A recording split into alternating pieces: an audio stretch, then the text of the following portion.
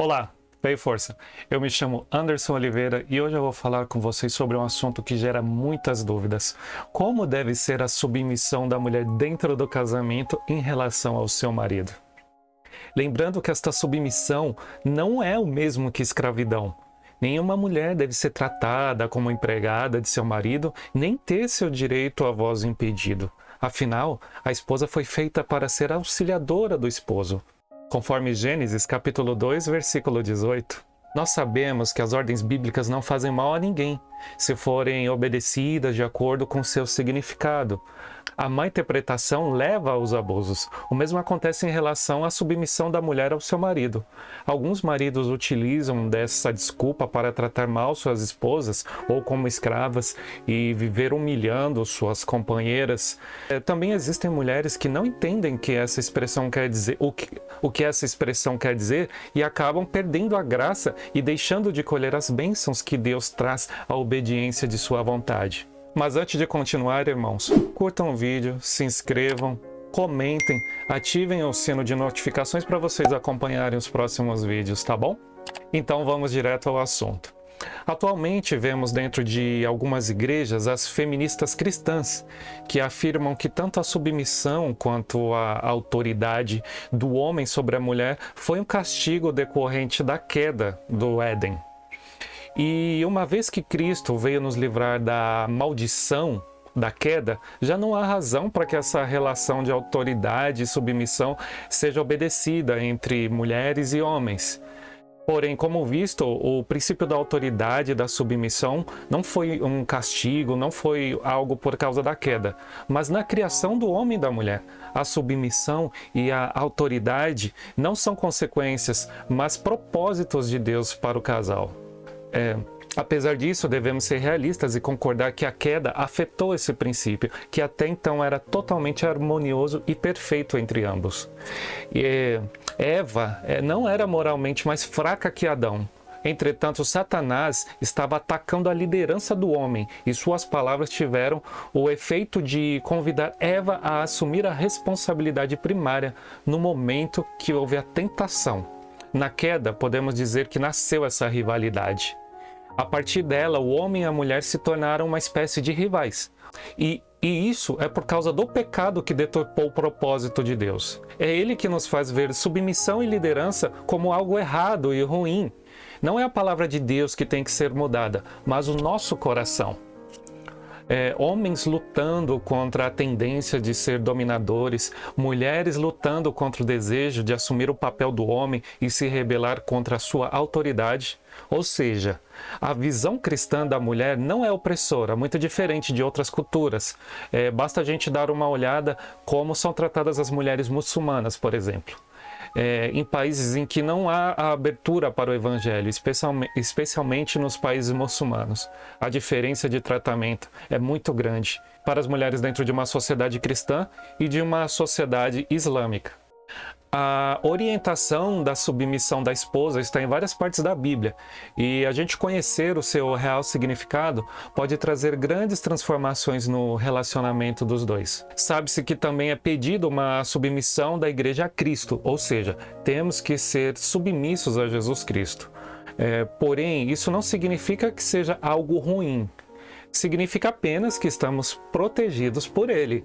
Nele, nós sentimos prazer em fazer suas vontades e desejos. Elas nos fazem crescer como seres humanos. Devemos tomar esse fato como exemplo máximo a ser seguido em relação à submissão no casamento.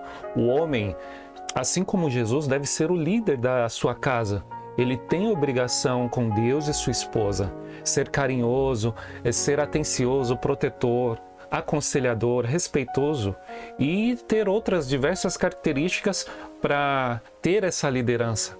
Ter uma liderança aceitável e respeitável dentro de casa. Qualquer atitude não amorosa ou violenta retira o direito do homem em liderar o lar. Já a esposa deve ser como a igreja, ouvir as palavras de liderança de seu marido e tentar aplicá-la no dia a dia. Ela deve ser amorosa, ajudar na liderança do lar, ser aquela auxiliadora, né? Lembre-se sempre que isso não torna a esposa menor que o marido. A esposa jamais deve se submeter e ser tratada como objeto pelo marido, pois isso não é o que Deus quer. O homem não é o bambambam, o todo-poderoso dentro de casa. Todo relacionamento precisa ser apoiado em 3 pilares: homem, Deus e mulher. Deus sempre deve estar entre os dois, assim, para abençoar essa relação. Cada um tem o seu papel dentro da relação. O homem como sendo a cabeça da família e a mulher ajudando a executar todos esses projetos. Se levar a vida sentimental de qualquer jeito, com certeza haverá uma futura separação ou um divórcio. Mas se o casal viver nos padrões de Deus, em conformidade com a palavra de Deus, durará para sempre e será feliz. O que o homem quer é respeito da mulher com a palavra dele, e isso não faz da mulher menos, não batendo de frente, teimando. A mulher tem que saber frear a língua, não seja iracunda e rixosa, como diz o texto de Provérbios. Se o homem amar a mulher todos os dias de sua vida e a mulher respeitar, serão felizes. A Bíblia diz: a mulher sábia edifica sua casa e a tola destrói. Isso é verdade. Entre outros motivos, se a mulher não praticar a submissão, vem a discórdia, o diabo entra no meio desse casal e começa a discussão, acabam brigando e muitas vezes se agredindo, magoando, endurecendo o coração por conta dessa desunião. E aí se separam, todos acabam perdendo. A família sai prejudicada e quem ganha com isso é o mal, é o inimigo. Os filhos saem prejudicados. Quando Deus criou a humanidade, ele estruturou a família no casal. Viu que Adão estava só e ele viu que não era bom estar só. E ele fez uma esposa para ele. E Deus fez uma esposa para Adão. Gerou Eva. E é a vontade de Deus que o homem e a mulher se casem, formem uma só carne, uma família e se amem. É o que acontece na Trindade. Deus é uma família. Ele é Pai, é Filho e é Espírito Santo. Se o casamento não for uma unidade, não estarão vivendo conforme a vontade de Deus e não serão felizes, infelizmente. Deus gerou a mulher da natureza do homem, mas diferentes, para que eles se complementassem. Se o casal não somar, se não forem bons amigos, se só existem brigas, se não se casem, tenham coragem de terminar. A aliança do noivado você pode tirar do dedo, mas a aliança do casamento não deve. A vida sentimental é algo que se constrói, que não cai do céu. Cada dia é um tijolinho ali para vocês fortalecerem cada vez mais esse relacionamento. A família começa no namoro, tem que ser levado a sério. Não brinque com a vida do outro. É a ocasião para conhecer o coração, não o corpo da pessoa. Antes se casem e pensem em fazer o outro feliz. Veja também como é a outra pessoa, o que ela espera do futuro, suas atitudes. Se você fizer desse período uma curtição, você só vai sofrer mais tarde. O corpo da mulher pertence ao marido e o corpo do marido pertence à mulher.